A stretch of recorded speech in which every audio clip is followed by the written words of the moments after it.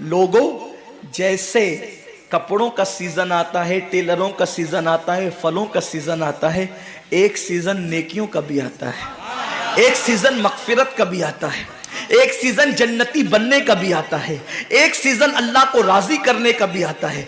अरे ये क्या कम है। मेरे रसूल सच्चे नबी सादिक व मज़दूक नबी ने फरमाया, माह रमज़ान की हर रात अल्लाह पहले आसमान पे तजल्ली करता है और अल्लाह अपने बंदे से पुकार पुकार कर गुरूब आफ्ताब से लेकर सुबह सादिक तुलू होने तक कहता है, मेरे बंदे अगर तू गुनहगार है तो मुझसे माफ़ी तलब करता कि मैं तेरी मगफिरत कर दूं, मैं तुझे जन्नत का परवाना अता कर दूं। अगर तू गरीब है तो मुझसे दौलत मांगता कि मैं तुझे दौलत अता कर दूं। अगर तू नेमत से महरूम है तो नेमत मांगता कि मैं तुझे नेमत अता कर दूं। यही वजह तो है हजरात सहाबा किराम जब रमज़ान शरीफ आता तो वो ऐसे तैयारियां करते थे जैसे हम अपने घरों की शादियों की तैयारी करते हैं। सहाबा इतने मसरूफ हो जाते रमज़ान शरीफ की तैयारियों में। और कैसी तैयारी करते, हम भी रमज़ान शरीफ की तैयारी करते हैं। हमारी तैयारी क्या है, सहरी में तुर्री के मसाले को चाहिए, सहरी के अंदर ये चाहिए, सहरी में वो चाहिए, इफ्तार में ये चाहिए, इफ्तार में वो चाहिए। मुझे इससे कोई जो है वो शिकवा नहीं, मेरे आका ने इससे मना नहीं किया। हुजूर फरमाते हैं कि रमजान शरीफ में घर वालों का दस्तरखान वसी कर दिया करो, घर वालों पे ज्यादा खर्च किया करो, इसलिए कि जो घर वालों पे रमजान शरीफ में खर्च करता है अल्लाह उसको अपनी राह में खर्च करने का सवाब अता करता है। और फारूक आजम फरमाते हैं जो रमजान शरीफ में कुशादगी करे घर वालों पर अल्लाह उसे जिहाद में खर्च करने का सवाब अता करता है। मुझे इससे कोई शिकवा नहीं। लेकिन सहाबा की तैयारी क्या होती थी, जब रमजान शरीफ आता सहाबा अपने बिस्तर को बांध दिया करते थे। रमजान शरीफ आता तो सहाबा बिस्तर को बांध देते थे। क्यों बांध देते थे बिस्तर को? इसलिए कि अब सोना नहीं है, सोने की रातें 11 महीने की रातें हैं। अब गफलत में जिंदगी नहीं गुजारना है, बल्कि रातों को जग कर, दिन को जग कर अल्लाह की इतनी इबादत करना है कि इबादत का सीजन आ गया। इसलिए कि अल्लाह के रसूल फरमाते हैं जिसने रमजान शरीफ पाया और इबादत करके अल्लाह को राजी नहीं कर लिया, ऐसा बंदा हमेशा अल्लाह की रहमत से दूर कर दिया जाए। इसलिए सहाबा रमजान शरीफ की तैयारी करते थे, बिस्तर बांध देते थे। और अपना मामूल क्या है, जो फजर में सोएंगे तो वो असर में उठेंगे, रात भर जागेंगे क्रिकेट खेलते हुए, रात भर जागेंगे गलियों में घूमते हुए। मेरे आका सल्लल्लाहु अलैहि वसल्लम के दीवानों, बहुत कीमती वक्त आ रहा है, बहुत कीमती महीना आ रहा है। ये वो महीना है जो जहन्नमियों को जन्नती बनाता है। आका करीम सल्लल्लाहु अलैहि वसल्लम फरमाते हैं हर इफ्तार के वक्त अल्लाह 60,000 ऐसे जहन्नमियों को जहन्नम से आजाद करके जन्नती बनाता है जिनका जहन्नमी होना वाजिब हो गया था। और एक मकाम पे फरमाते 5 लाख जहन्नमियों को हर इफ्तार के वक्त जहन्नम से आजाद किया जाता है। और इसी पे बस नहीं, हुजूर फरमाते जब शबे जुमा आती है माह रमजान की, जुमेरात का सूरज गुरूब होता है, तो जुमा का सूरज गुरूब होने से पहले पहले तक हर सेकंड में 5-5 लाख जहन्नमियों को जहन्नम से आजाद किया जाता है। और जब जुमा का आखिरी वक्त आता है, आखिरी साअत आती है, मेरे करीम आका फरमाते हैं जुमेरात का सूरज गुरूब होने से लेकर जुमा का सूरज गुरूब होने तक हर लम्हे में जो 5-5 लाख को आजाद किया गया था, अब आखिरी सेकंड में जो गुरूब का वक्त होता है, जितने आजाद किए गए थे उतनों की तादाद के बराबर उस आखिरी साअत के अंदर अल्लाह अपने जहन्नमी बंदों को जहन्नम से आजाद कर देता है। कितना कीमती वक्त होता है। इफ्तार का वक्त कितना कीमती है, सहरी का वक्त कितना कीमती है। लेकिन उस वक्त भी हम कहां लगे होते। अब तो लोगों ने टीवी चैनलों पर प्रोग्रामात शुरू कर दिए, दीनी प्रोग्रामात। मुझे दीनी प्रोग्रामात अगर टीवी पे नश्र होते हैं तो उससे कोई इख्तलाफ नहीं है, लेकिन आपसे ये अर्ज करना चाहता हूं कि दीन सीखने का भी कोई वक्त होता है। अगर आप सहरी के कीमती लम्हात में टीवी का मुंह पकड़कर बैठे हैं तो आप दुआ कब करेंगे? इफ्तार के वक्त आप व्हाट्सएप पर लगे हैं तो अल्लाह से मांगेंगे कब? सारी जिंदगी सिसकियां ले रहे हो, सारी जिंदगी तड़प रहे हो, और जब मांगने का वक्त आता है, मुसीबतों से निजात तलब करने का वक्त आता है, हम कहां कहां टाइम जाया करते। हजरत सैयदा उम्मे हानी रदी अल्लाह ताला अन्हा फरमाती हैं कि मैंने अपने करीम आका सल्लल्लाहु अलैहि वसल्लम से सुना, अल्लाह के रसूल सल्लल्लाहु अलैहि वसल्लम ने फरमाया उस वक्त तक मेरी उम्मत जलील नहीं होगी, उस वक्त तक मेरी उम्मत रुस्वा नहीं होगी जब तक वो माह रमजान का एहतराम करती रहेगी। जब तक उम्मते मोहम्मदिया माह रमजान का एहतराम करेगी, उन्हें दुनिया की कोई ताकत जलील और रुस्वा नहीं कर सकेगी। और जब मेरी उम्मत माह रमजान शरीफ के एहतराम को, ताजीम को तर्क कर देगी, उस वक्त मेरी उम्मत जलील और रुस्वा कर दी जाएगी। आज लोग सीरिया की तबाही पर मातम कर रहे हैं।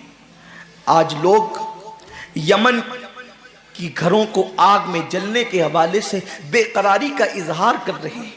आज लोग हिंदुस्तान में मुसलमानों का हाले जार देखकर अफसोस कर रहे हैं। बड़े बड़े स्कॉलर मुफक्किराना तकरीर करते हैं, उम्मत का हाल क्या है, उम्मत का हाल क्या है, उम्मत जलील क्यों हो रही है, उम्मत रुस्वा क्यों हो रही है। आसिफा की आबरू पर आंसू बहाने वालों, कभी एहसास भी किया कि ये उम्मत की जिल्लत की वजह क्या है। एक नन्ही सी आसिफा की अगर आबरू जाती है तो वो कश्मीर के किसी नन्ही सी बच्ची की आबरू नहीं गई, बल्कि पूरी उम्मते मोहम्मदिया की आबरू से खेला गया। उम्मत की एक बेटी की आबरू अल्लाह के हबीब सल्लल्लाहु अलैहि वसल्लम ने, मेरे आका ने इरशाद फरमाया, मैंने अपनी उम्मत की बेटियों की इज्जत को काबे से बुलंद कर दिया है। वो दुनिया की और कौमें होगी जो अपनी बेटियों की आबरू का नीलाम करके अपने तख्त और ताज के लिए सामान करती है। ये मुसलमान कौम है जो अपनी जानों को कुर्बान करके अपनी उम्मत की, अपनी कौम की बेटियों की इज्जत की हिफाजत करना जानती है। मैं आबरू लूटने वालों से मुखातिब नहीं हूं, इसलिए कि मजमा आबरू लूटने वालों का नहीं है। जो सुन रहे मैं उनसे बात करना चाहता हूं, जिन तक मेरी आवाज पहुंच नहीं सकती मैं उनसे मुखातिबत नहीं करना चाहता।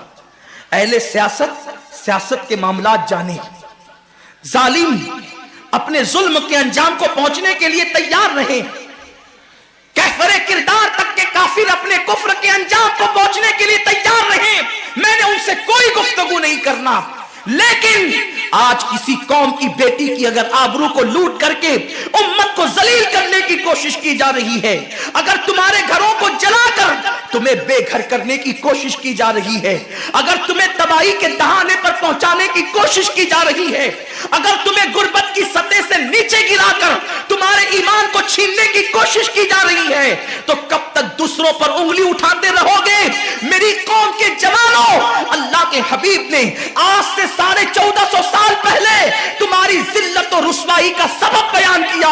इकबाल रोना रोते हैं, वाए नाकामी मताए कारवां जाता रहा, कारवां के दिल से एहसासे जिया जाता रहा। माह रमजान में शराब के अड्डों को आबाद करने वाले, माह रमजान में जिना के अड्डों को आबाद करने वाले, माह रमजान में छुप छुप कर खाने वाले, माह रमजान में अल्लाहु अकबर अपने हाथों की उंगलियों से इंटरनेट के जो है वो बटन को छेड़ करके जिना के मनाजिर देखने वाले, अपने माँ बाप का दिल दुखाने वाले, लोगों पे जुल्म करने वाले, नमाज के औकात में बिस्तर की पे सुकून की नींद सोने वाले, दिल खोलकर कान खोलकर अपने ईमान के कानों से, अपनी गैरत के कानों से, अपने दिल के कानों से मेरे नबी की हदीस को सुन लो। अल्लाह के हबीब सल्लल्लाहु अलैहि वसल्लम फरमाते हैं, मेरी उम्मत को उस वक्त तक कोई रुस्वा नहीं कर सकेगा, मेरी उम्मत को उस वक्त तक कोई जलील नहीं कर सकेगा जब तक उम्मत माह रमजान शरीफ का एहतराम करती रहेगी। हजरत उम्मे हानी ने पूछा, या रसूल अल्लाह, माह रमजान शरीफ का एहतराम करना क्या है और रमजान शरीफ का हक जाय करना क्या है। आका फरमाते हैं, जो रमजान शरीफ में भी कबीरा गुनाहों में मुब्तला होते हैं वो रमजान शरीफ के हक को जाय करते हैं, और जो रमजान शरीफ के हक को जाय कर दे फिर उस वक्त उम्मत को जिल्लत और रुसवाई से दुनिया की कोई ताकत बचा नहीं सकती। आज माह रमजान शरीफ का एहतराम क्या हो रहा है। कल तक के मुसलमान और दिनों में गुनाह करते थे, लेकिन रमजान शरीफ आता था तो कम से कम फिल्में लोग देखना बंद कर देते थे, दाढ़ियां मुंडाना बंद कर देते थे, मस्जिदों को आबाद करना शुरू कर देते थे। अब तो लोग किस कदर बेबाक हो गए, किस कदर निडर हो गए कि रमजान शरीफ में भी लोग अपने आप को गुनाहों से नहीं रोकते, बल्कि मेरी कौम का जवान बड़े धड़ल्ले से कहता है यार अपने से रोजा नहीं रखा जाता, इसलिए कि हमें तो गुटखे की आदत है, हमें तो पान की आदत है, हमें तो सिगरेट की आदत है। शर्म करो, शर्म करो। नबी के नाम पे जान कुर्बान करने की बात करने वालों, जो नबी के नाम पर 12-16 घंटे भूखे और प्यासे न रह सके, वो नबी के नाम पे जान क्या कुर्बान कर सकते।